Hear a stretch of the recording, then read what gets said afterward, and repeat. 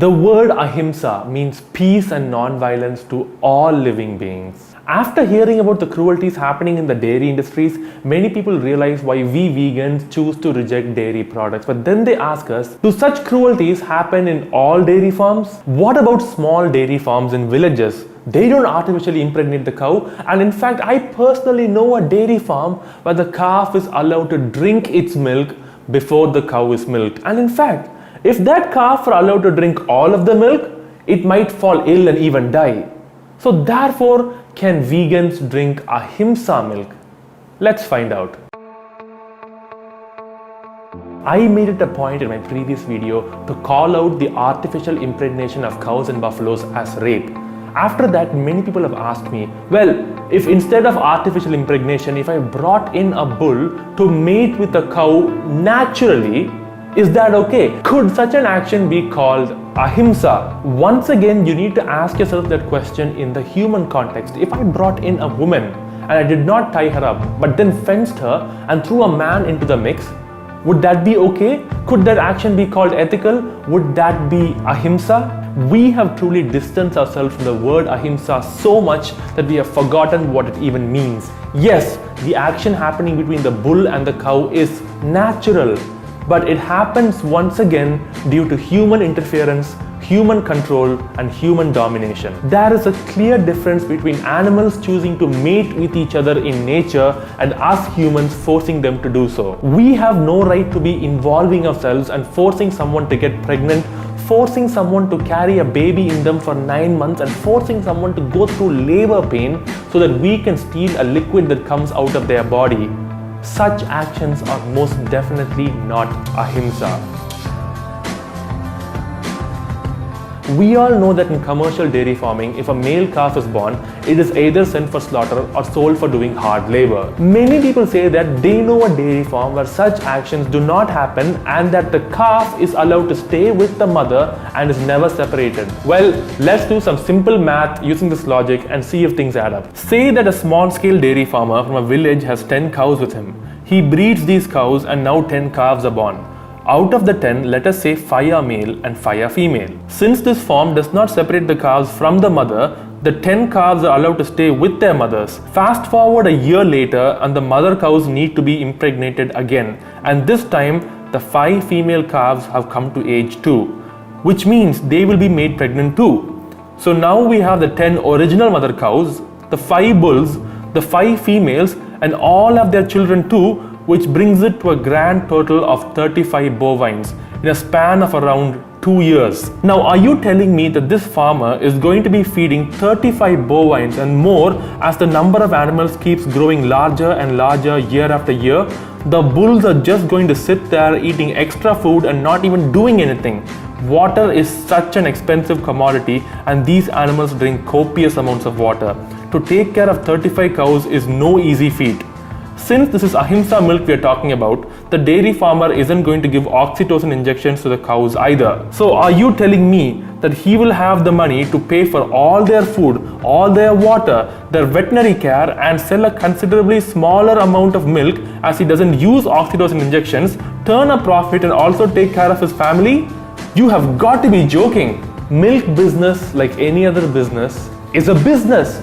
It is used to make a profit. It's not a service. By using ahimsa techniques, it is impossible to make a profit, which is why such farms cannot exist. The next time you visit one of these ahimsa dairy farms, all you need to do is count the number of lactating mothers and see for how many years they have been used there, and demand to see the corresponding number of children. If said cannot be produced, such milk is not ahimsa milk. Taking someone's child away and selling them to make money is not ahimsa. Now let's say, for the sake of argument, you do manage to find a dairy farm like the one I mentioned previously. Is milk from such a farm ahimsa milk? Well, I have a few questions to ask. Is tying up a cow or a buffalo ahimsa? Who are we to control someone else's locomotion? I mean, everyone on earth has the right to decide where they want to go, how they're going to move, and not be kept under confinement. We tie up cows and buffaloes because we want to control them. We are controlling them. We are limiting them. Therefore, we are enslaving them. this by no means can be considered as ahimsa. And what about tying a rope around a cow's nose? You do realize that a sharp steel device is inserted into the cow's nostrils so that a hole can be punctured, and a thick rope is then tied between its nose. Why, you may ask? So that if ever in its life it is a disobedient milk slave, one tug on the rope will bring it crashing to its knees and put it back in its place. Tell me again how your milk is ahimsa milk the moment you tie someone up and use them as your slave. That action can no longer be considered as ahimsa. It is true that many cows and buffaloes in modern day dairy farms produce vast amount of milk, far more than their calf would ever need, because these animals have been hugely genetically modified.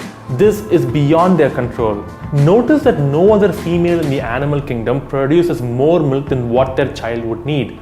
Now, this is not because God wanted us to milk cows, but because humans have genetically modified, selectively bred and used drugs to ensure that the cow that produces the most amount of milk exists. This is the result of human greed, not evolution or God's creation. Stop blaming the cow for the situation she is in. Her udders hurt because she's producing too much milk. She's producing too much milk because she just gave birth. She just gave birth because she was pregnant. She was pregnant because a dairy farmer inseminated her. The dairy farmer inseminated her because you paid him to do so, because you wanted to consume dairy products. The culprit to be blamed is the milk consumer. You are ultimately responsible for creating the situation you pretend you want to save the cow from. I know what you're going to say next. You're going to say, but Arvind, if we allow the calf to drink all the milk, it's going to get sick and probably even die. Do you want us to just let the calf die like that? You vegans are so senseless and heartless. This is just another tactic deployed by the victimizer to make it seem like what they are doing is not wrong, because they are providing a temporary form of relief from suffering to a victim whose suffering they created in the first place. It is very much true that a calf could fall ill if it consumes too much milk, but once again, this problem persists only in those species that humans use to exploit for their mammary secretions. That calf shouldn't even exist, and once again exists because of those who consume dairy products. If vegans should be blamed and called callous, heartless and irresponsible for not being able to provide a 100% foolproof solution to a problem created by non-vegans who pretend to care for the calf, all I ask is, how is continuing to perpetuate that very same problem going to solve it? How is continuing to drink milk and consuming dairy products going to prevent future calves from falling into the same problem? Wouldn't going vegan and stopping the breeding of animals altogether actually solve this problem? This excuse is riddled with logical inconsistencies and lies. Saying this doesn't suddenly justify you being a non-vegan, and most definitely doesn't magically transform the milk you drink into ahimsa milk. Yes, the justification you once again give to continue consuming dairy products is that the vegan activist who wants to solve the problem in its entirety is unable to give a solution to the problem created by you, the non-vegans. Firstly, it is important that the calf is allowed to drink its requirement of milk every day. Apart from that, if there is still any excess milk, it has to be removed manually via hand, and it should be discarded or should be given as food to other starving animals, but definitely not for human consumption. Because I hope we all can agree that such milk obtained from genetically modified cows is most definitely not ahimsa milk. You know what? Ahimsa milk does exist, and we all have drank it when we were young. Our own mother's breast milk, the only milk that we can call as ours, the only milk that belongs to us, the one and only true ahimsa milk. Now, if you're not a baby and have grown solid teeth, it's high time you stopped drinking baby food, because that's what milk is. It's baby food. And stop being fooled by marketing gimmicks that show you pictures of a smiling cow on the cover of a dairy product, because such pictures could not be further from the truth. In the end, we humans do not have the right to enslave, exploit, or use any animal for our benefit. And such actions cannot be considered as ahimsa. Please do the right thing and go vegan today. Thanks for watching. This is Arvind, Animal Activist, signing off.